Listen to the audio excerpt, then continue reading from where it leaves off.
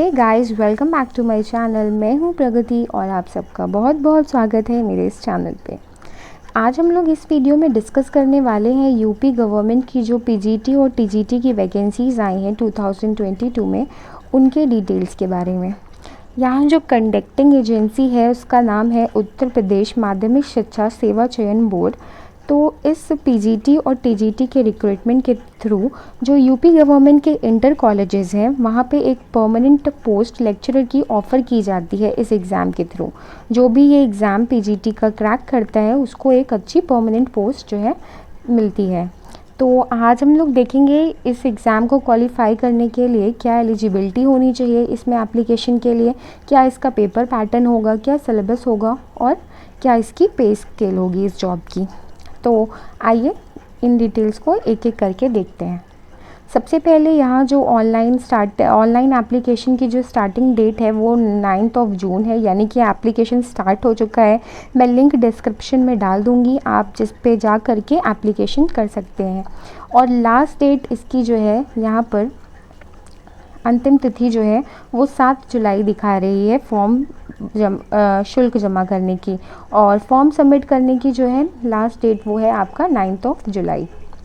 Okay, तो ये जो माध्यमिक शिक्षा सेवा चयन बोर्ड है इसकी विज्ञापन संख्या 2/2022 के माध्यम से प्रदेश में सहायता प्राप्त अशासकीय माध्यमिक विद्यालयों के में प्रवक्ता के रिक्त यहाँ पे जो टोटल नंबर ऑफ़ सीट्स हैं वो 624 है, लेकिन यहाँ पे हम लोग सिर्फ कॉमर्स का डिस्कस कर रहे हैं।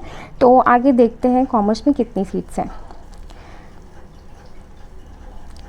तो ऑनलाइन एप्लीकेशन जो है वो 3 स्टेप में होगा। सबसे पहले आपको कैंडिडेट रजिस्ट्रेशन करना है जिसमें आप अपनी पर्सनल डिटेल्स करके रजिस्टर हो सकते हैं। उसके बाद नेक्स्ट स्टेप में आपका फ़ी पेमेंट है। तो फ़ीस पेमेंट के बाद जो है उसके बाद आपका नेक्स्ट है फॉर्म सबमिट, और जब तक फॉर्म सबमिट नहीं होगा तब तक आपका जो है एप्लीकेशन सक्सेसफुल नहीं माना जाएगा।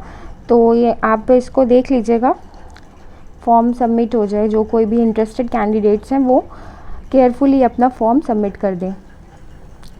नेक्स्ट है, देखते हैं कि ये जो एग्ज़ाम है इसका फ़ी क्या है। यहाँ पे पेमेंट डिटेल्स जो एप्लीकेशन फ़ी है वो अनरिजर्व्ड कैटेगरी के लिए 750 है, जहाँ पे 50 रुपीज़ आपका ऑनलाइन प्रोसेसिंग है और आवेदन शुल्क 700 है। तो जो टोटल है आपका 750 हो जाएगा। ईडब्ल्यूएस कैटेगरी के लिए 650 है और ओबीसी के लिए 750, अनुसूचित जाति 450 और अनुसूचित जनजाति के लिए 250।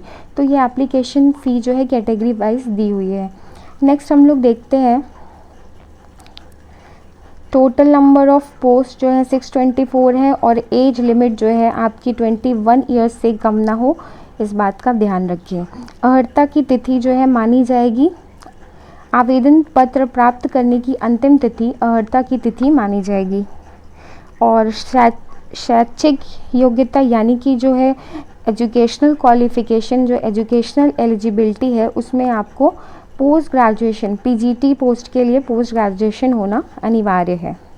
इसका जो पे स्केल होगा वो 47,600 से लेके 1,51,100 तक को जाएगा, और ये पे लेवल 8 पे डिपेंड होगा, जहाँ पे ग्रेड पे आपकी 4,800 होगी।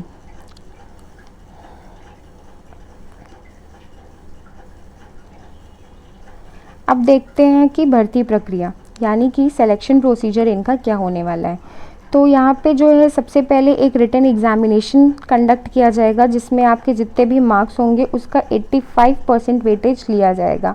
उसके बाद इंटरव्यू है, ये मैं पीजीटी का ही डिस्कस कर रही हूँ क्योंकि टीजीटी में कोई इंटरव्यू नहीं है। तो पीजीटी में जो आपकी रिटन एग्जामिनेशन होगी उसका 85%, फिर जो इंटरव्यू होगा उसका 10%, और यदि आपके पास कोई स्पेशल क्वालिफ़िकेशन है या जैसे डॉक्टरेट की डिग्री हो गई या फिर एमएड बीएड या फिर स्पोर्ट्स कोटा है तो उसके लिए आपको 5% वेटेज मिलेगा यहाँ पर। तो ये हो गया सिलेक्शन प्रोसीजर यानी कि मेरिट कैसे बनेगी। नेक्स्ट हम देखते हैं कि जो रिटन एग्ज़ाम होगा उसका पैटर्न क्या होगा। रिटन एग्ज़ाम के लिए जो आपका होगा वो होगा आपका 425 मार्क्स का, जिसमें कि आपके 125 क्वेश्चंस 3.4 मार्क्स ईच क्वेश्चन के होंगे। टोटल जो होगा वो 425 मार्क्स होगा। उसके बाद इंटरव्यू के जो मार्क्स होंगे वो 50 मार्क्स होंगे और बाकी स्पेशल क्वालिफ़िकेशन के लिए आपको 25 मार्क्स जो है अलॉट किए जाएंगे और जिसका टोटल हो जाता है 500 मार्क्स। लिखित परीक्षा, ये यहाँ पर लिखा है 425 अंकों का एक प्रश्न पत्र होगा और कुल 125 क्वेश्चंस होंगे, जिसमें प्रत्येक प्रश्न के 3.4 मार्क्स जो है होंगे और सभी के सारे क्वेश्चंस जो हैं वो कंपलसरी नेचर के होंगे। समय जो होगा वो 2 घंटे का एग्ज़ाम होगा और प्रश्न का जो स्वरूप होगा वो MCQ यानी कि मल्टीपल चॉइस क्वेश्चंस होंगे। उसके बाद जो भी मेरिट होगी, मेरिट से ही जो है इंटरव्यू के लिए कॉल जाएगी और उसके बाद के जो मेरिट फाइनल मेरिट बनेगी उसके आधार पर सिलेक्शन होगा। अगली इम्पॉर्टेंट बात हम लोग देख लेते हैं किस सब्जेक्ट्स में कितनी सीट्स आई हैं। हम लोग यहाँ स्पेसिफिकली कॉमर्स का डिस्कस कर रहे हैं, तो यहाँ बालक वर्ग में वाणिज्य की जो है टोटल 14 सीट्स हैं, जिसमें से 9 आपकी अनरिजर्व कैटेगरी के लिए, 4 OBC कैटेगरी के लिए, 1 SC कैटेगरी के लिए और ST कैटेगरी के लिए 0 सीट्स आई हैं। और बालिका वर्ग में कॉमर्स की 0 सीट्स है, तो जो भी फीमेल कैंडिडेट्स हैं वो बालक वर्ग में एप्लीकेशन कर सकती हैं उनके, और जो बालिका वर्ग है उसमें सिर्फ फीमेल्स के लिए ही कंपलसरी है। बाकी बालक वर्ग में female and male both candidates can apply. Next हम लोग देख लेते हैं मिनिमम एलिजिबिलिटी, जो कि यहाँ दी गई है। हम लोग को वाणिज्य का देखना है। किसी भी पोस्ट, अगर PGT के पोस्ट के लिए आप अप्लाई कर रहे हो तो मिनिमम आपको जो है पोस्ट ग्रेजुएशन की डिग्री होना ज़रूरी है। यहाँ वाणिज्य के लिए जैसे कि MCOM दिया है, मिनिमम आपकी MCOM जो है वो कंप्लीटेड होनी चाहिए और साथ में अगर आपके पास B.Ed, M.Ed या फिर PhD की डिग्री है तो भी आप एप्लीकेशन डाल सकते हैं और इन सारी स्पेशल डिग्रीज़ के लिए आपको एक्स्ट्रा मार्क्स जो है दिए जाएंगे। और अगर कोई भी डिटेल्स रह गई हैं तो आप प्लीज़ साइट ऑफिशियल वेबसाइट पे जा कर के देख सकते हैं। और कॉमर्स पोस्ट के लिए जो सिलेबस होगा उसके लिए मैंने एक अलग वीडियो प्रिपेयर की है, जिसका लिंक मैं डिस्क्रिप्शन बॉक्स में दे दूँगी, तो आप लोग उस लिंक पे क्लिक करके वो वीडियो देख सकते हैं, जिसमें कि कॉमर्स का सिलेबस मैंने पूरा एक्सप्लेन किया हुआ है।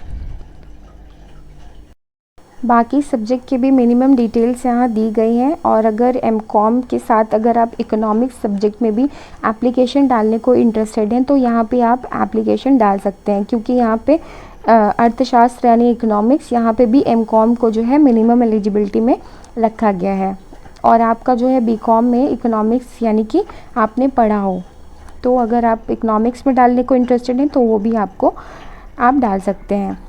और चैनल को सब्सक्राइब करना मत भूलिएगा, क्योंकि PGT से रिलेटेड टेस्ट सीरीज़ जो है अभी आने वाली है, तो चैनल को सब्सक्राइब कर लीजिए ताकि इससे रिलेटेड आपको जो कोई भी इंफॉर्मेशन है वो आपको मिलती रहे। And all the best for the preparation. Have a nice day to all.